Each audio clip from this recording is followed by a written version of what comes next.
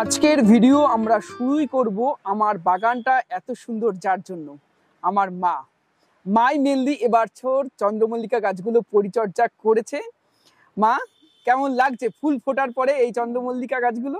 এখন তো ভালোই লাগছে, কারণ এতদিনের পরিশ্রমের ফলটা পাচ্ছি। হ্যাঁ, ওই জন্য আমার খুব ভালো লাগছে। আর এতদিন যে জলটা দিয়েছি, প্রথম দিকে হয়তো আমার একটু কষ্ট হতো, কিন্তু তারপরে এটা এখন অভ্যাসে দাঁড়িয়ে গিয়েছে। মানে আমার গাছে জল দিতে হবে, এটা আমার মানে কাজের মধ্যেই পড়ে আর কি। এখন আর কোনো কষ্ট হয় না। প্রতিদিন রান্না করার আগে আগে গাছের জল দিয়ে তারপরে রান্নাঘরে যেত। আর আমার মধ্যে এই যে গার্ডেনিং করা, গাছ ভালোবাসা, এই সমস্ত কিছুই এসেছে আমার মা আর আমার বাবার জন্য। তাদেরই শেখানো। যখন ছোট ছিলাম তখন থেকেই গার্ডেনিং করতে দেখতাম মাকে বাবাকে, তাদের থেকেই আমার মধ্যে গার্ডেনিং করার শখটা এসেছে। তো গাছ ভালো করতে গেলে গাছকে ভালোবাসতে হবে। হ্যাঁ, আপনারাও গাছকে ভালোবাসুন। দেখুন, আপনিও এত সুন্দর ফুল পাবেন এবং সুন্দর আপনার বাগানও সুন্দর হয়ে উঠবে। কিভাবে পরিচর্যা করা হয়েছে আমার ছেলে আপনাদের ডিটেলসে বলছে, আপনারা ভিডিওটা দেখুন। নমস্কার, আমি সুদীপ্ত। রংধনু গার্ডেনে সবাইকে স্বাগত জানাই। দেখুন, চারিপাশে রঙের খেলা।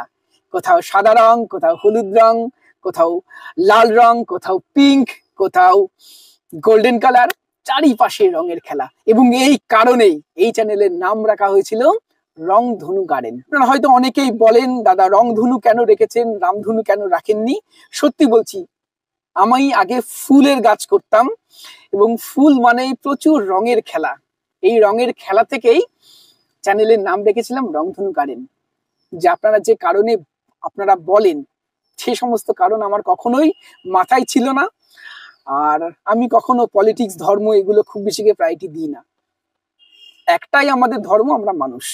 তো দয়া করে কমেন্ট বক্সে এই ধরনের কথা লিখবেন না, আমি একদম পছন্দ করি না। যাই হোক, এবার আসি চন্দ্রমল্লিকা গাছের পরিচর্যা কিভাবে আমি করেছিলাম। এখানে দেখুন, দু ধরনের মিডিয়াতে আমি চন্দ্রমল্লিকা লাগানো আছে। এই যে গাছটা দেখছেন, এটা আছে সিন্ডারে। আর এই যে গাছটা দেখছেন, এটা এখনো ফুল ফোটেনি, এটা আছে মাটিতে। দেখুন, এটাতেও কি পরিমাণ কুড়ি এসেছে। এটাতেও কিন্তু প্রচুর ফুল ফুটবে। সিন্ডারে গাছ করলেও যেমন খুব ভালো হতে পারে, মাটিতে করলেও ততটাই ভালো চন্দ্রমল্লিকা করা সম্ভব, শুধু প্রপারলি পরিচর্যা করতে হবে।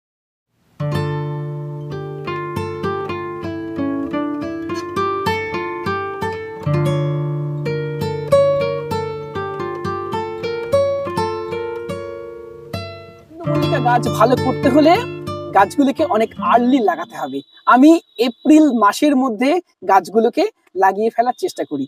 মাটিতে করলে মিডিয়াটা ওয়েলডেন সয়েল নিই আমি, 75% মাটি নিই, 25% ভার্মি কম্পোস্ট নিই, আর একটু নিই আমি সুপার ফসফেট, যাতে রুট গুলো গ্রো করতে পারে। এছাড়া কোনো রকম ফার্টিলাইজার প্রথম অবস্থায় গাছকে দিই না। আর সিন্ডারে করতে হলে শুধুমাত্র সিন্ডার নিই, আর কোনো মিডিয়া এর মধ্যে থাকে না। প্রথম অবস্থায় গাছগুলিকে শেডের মধ্যে অবশ্যই রাখতে হবে। প্রচন্ড গরম পড়ে এবং মাঝে মাঝে বৃষ্টি হয় এপ্রিল মে মাসে। বৃষ্টির জল এবং অতিরিক্ত টেম্পারেচার থেকে রক্ষার জন্য গাছগুলিকে শেডের মধ্যে অবশ্যই আপনারা রাখুন। শেড না করলে চন্দ্রমল্লিকা গাছ ভালো হবে না। প্রথম অবস্থায় চন্দ্রমল্লিকা গাছে 12-61-0 অথবা 2-4টে ডিএপি দানা দেবেন, যাতে গাছের রুট গুলো ভালো গ্রো করে, গাছের ভেজিটেবল গ্রোথ ভালো নাই। প্রথম অবস্থায় প্রচন্ড গরমে বা বৃষ্টি হলে আপনারা শস্যের খোল পচা জল দেবেন না। 4 ইঞ্চি পটে আপনারা গাছগুলিকে 1 মাস রাখুন। গাছের একটু ডেভেলপ হয়ে গেলেই গাছগুলিকে আমি করেছি একবারে 4 ইঞ্চি থেকে 10 ইঞ্চিতে শিফট করেছি, আর মিডিল কোনো পটে আমি শিফট করেছিলাম না। যখন মাটিতে দেবো তখন ফাইনাল পটের মাটিটা একটু ভালো নিতে হবে। সেক্ষেত্রে আমি 70% নিয়েছিলাম বেলে দোআঁশ মাটি, 30% নিয়েছিলাম আমি ভার্মি কম্পোস্ট। এছাড়া শিংকুচি, হাড়ের গুঁড়ো, শস্যের খোল গুঁড়ো মাটির সাথে মিশিয়ে সেই মাটিটাকে 2 মাস রেখে দিয়েছিলাম, যাতে খাবারগুলো ডিকম্পোস্ট হয় এবং গাছগুলো গ্রহণ করতে পারে। এই মাটি ব্যবহার করেছি। আর যেগুলো সিন্ডারে লাগিয়েছিলাম সেগুলো স্রেফ সিন্ডারে লাগিয়ে দিয়েছি। তবে সিন্ডারের গাছে কিন্তু জল বেশি দিতে হয়। আর এর জন্য সম্পূর্ণ ক্রেডিট চলে যাবে আমার মার, কারণ হয়তো কোনো কোনো দিন যেদিন বাড়িতে থাকলাম সকালে জলটা আমি দিয়ে যেতাম, দুপুরে অফিসে থাকতাম, মা জল দিত, ফোন করে বলতাম মা জলটা দিয়ে দাও, মা নিচে থেকে জলটা দিত, বা বিকেল বেলাও এই সিন্ডারের গাছে জল দিতে হয়। আর মাটির গাছে ওয়াটার ম্যানেজমেন্ট করাটা খুব ইম্পর্টেন্ট। সিন্ডারে যেমন 2-3 বার দিনে জল দিতে হবে, মাটির গাছে কিন্তু বুঝে শুনে জল দিতে হবে। কোনো কোনো দিন একবারে দিতে হয়, কোনো কোনো সময় কি 2 দিন অন্তর জল দিতে হয়। এটা আপনাকে উপরের টপ সয়েলটা দেখে বুঝতে হবে কখন গাছে জল চাইবে। গাছগুলো যখন ফাইনাল পটে শিফট করলাম, সেই অবস্থা থেকে গাছে শুরু হলো 12-61-0 সিন্ডারের গাছে মাঝে মাঝে দিতাম, এবং সাথে দিতাম সমরেশিওর এনপিকে। আর যে গাছগুলো আমি মাটিতে করেছিলাম সেই গাছগুলিতে আমি চালাতে শুরু করলাম শস্যের খোল পচা জল, তার সাথে ডিএপির কিছু দানা একসাথে মিক্সড করে দিতাম, আর গাছে মাঝে মধ্যে সমরেশিওর এনপিকে দিতাম। এই চলতে শুরু করলো, এবং সেপ্টেম্বর মাস থেকেই গাছে আমি লাইট থেরাপি ব্যবহার করেছি, যাতে তাড়াতাড়ি কুড়ি না চলে আসে। আমি সন্ধ্যায় লাইট দিতাম এবং সেটা রাত 9টা পর্যন্ত জ্বালিয়ে রাখতাম। এটা করে গেছি অক্টোবরের মোটামুটি 15 তারিখ অব্দি এই প্রক্রিয়াটা চলেছে। অক্টোবরের 10-15 তারিখের পর থেকে লাইট থেরাপি সম্পূর্ণ বন্ধ করে দিয়েছি, এবং গাছের খাবারও চেঞ্জ করে দিয়েছি। তখন আর গাছে খুব বেশি শস্যের খোল পচা জল দিতাম না, গাছে দিতাম 0-52-34 এবং সমরেশিওর এনপিকে, এই দুটো সার চালিয়ে গেছি। আর দেখুন, যে সমস্ত গাছে, একটু গাছটা আমি তুললে আরো ভালো বুঝতে পারবেন। দেখুন এই যে গাছটা, এই গাছে কিন্তু সম্পূর্ণ ফুল ফুটে গেছে। এখন গাছে কিন্তু আর কোনো রকম সার দেওয়া চলবে না। এই গাছে আর কোনো সার এখন দেয়া যাবে না। গাছে শুধুমাত্র দুবেলা জল দিতে হবে, এবং জল দেওয়ার সময় ফুলে যেন জল টাচ না করে, শুধু গাছের গোড়ায় দিতে হবে। এটা সিন্ডারের গাছ, গাছে 2বার জল দিতে হয়। আর যে সমস্ত গাছে, এই গাছগুলো দেখুন যেগুলো এই কুড়ি ছাড়তে শুরু করবে, মুখ ফাটতে শুরু করবে, মুখ ফাটলে কিন্তু গাছে আর কোনো রকম ফার্টিলাইজার দেওয়া যাবে না। বেশি ফার্টিলাইজার দিলে গাছে বেশি দিন টিকবে না, কিন্তু ফুল তাড়াতাড়ি শুকিয়ে যাবে।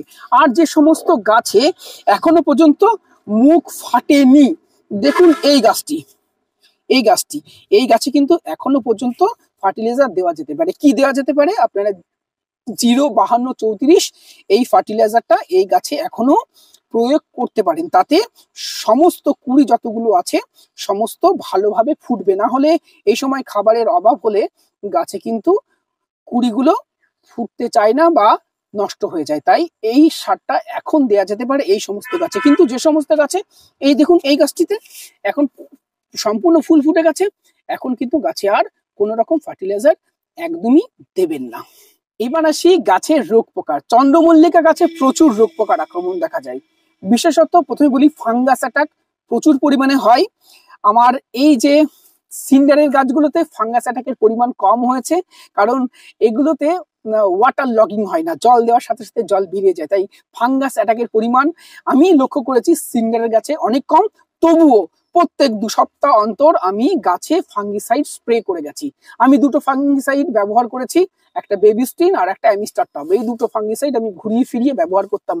আর এই মাটির গাছে ওয়াটার ম্যানেজমেন্টটা যদি ভালো করতে পারেন তাহলে গাছে ফাঙ্গাস সেইভাবে আসে না। তবে ওয়াটার ম্যানেজমেন্টের গন্ডগোল হলেই গাছে ফাঙ্গাস লাগতে শুরু করে। তাই প্রতিষেধক হিসেবে ওই যে বললাম 2টো ফাঙ্গিসাইড, অ্যামিস্টার টপ এবং বেবিস্টিন, এই 2টো ফাঙ্গিসাইড আমি কন্টিনিউ গাছে স্প্রে করতাম। আর গাছে রোগ পোকার আক্রমণ দেখা দেয়, সে মাকড় দেখা দেয়, সাদামাছি দেখা দেয়, এবং দেখবেন জাপ পোকা, ছোট ছোট জাপ পোকা এই চন্দ্রমল্লিকা গাছে প্রচুর আক্রমণ করে। এগুলো থেকে রক্ষার জন্য গাছে আমি 2টো পেস্টিসাইড খুব বেশি ব্যবহার করেছি। প্রোফেক্স সুপার ব্যবহার করতাম, এছাড়া হামলা ব্যবহার করতাম। এই 2টো পেস্টিসাইড আমি গাছে কন্টিনিউ ব্যবহার করে গেছি। প্রত্যেক 15 দিন পর পর এই পেস্টিসাইড গুলো গাছে আমি দিতাম। এর ফলেই আমার গাছের পাতা দেখুন, আমার এই গাছটির পাতা দেখুন কত ফ্রেশ, একদম কোনো ফাঙ্গাস অ্যাটাক বা কোনো পেস্ট অ্যাটাক আমার গাছে হয়নি, এই পেস্টিসাইড এবং এই ফাঙ্গিসাইড গুলো ব্যবহার করার কারণে। তাই দর্শক বন্ধুরা, চন্দ্রমল্লিকা গাছ করা ভীষণ সোজা, আপনারা ভয় পাবেন না। চন্দ্রমল্লিকা গাছ করুন, এই একটা দীর্ঘমেয়াদী প্রসেস, কারণ অনেক দিন ধরে যত্ন করে করার পরে যখন এরকম ফুল ফুটবে না, একদম মন ভরে যাবে। এখন ছাদে আসলে একটা আলাদা রকমের আনন্দ হচ্ছে, আলাদা রকমের ভালো লাগা তৈরি হয়, কারণ এই অসাধারণ ফুলগুলো চোখের সামনে সবসময় ফুটে থাকে এবং অসাধারণ লাগে। সত্যি মন ভালো হয়ে যাবে। অবশ্যই আমার চ্যানেলে যারা দেখেন তারা অনেকে ফল গাছ করতে ভালোবাসেন, ফল গাছ তো করবেনই, ফল গাছের সাথে কিছু চন্দ্রমল্লিকা গাছ বা শীতের গাছও করুন। দেখুন মন আরো ভালো থাকবে, গাছের প্রতি নেশা, গাছ লাগানোর প্রতি ভালোবাসা আরো বাড়বে। এইভাবে পরিচর্যা করুন, দেখুন আপনার চন্দ্রমল্লিকা গাছও আপনার ছাদ বাগানকে আলো করে দেবে। আজকের প্রতিবেদন এখানে শেষ করছি। প্রতিবেদনটি ভালো লাগলে একটি লাইক করবেন, নতুন হলে চ্যানেলটি সাবস্ক্রাইব করে রংধনু গার্ডেনের সাথে থাকবেন। নমস্কার, সবাই খুব ভালো থাকবেন।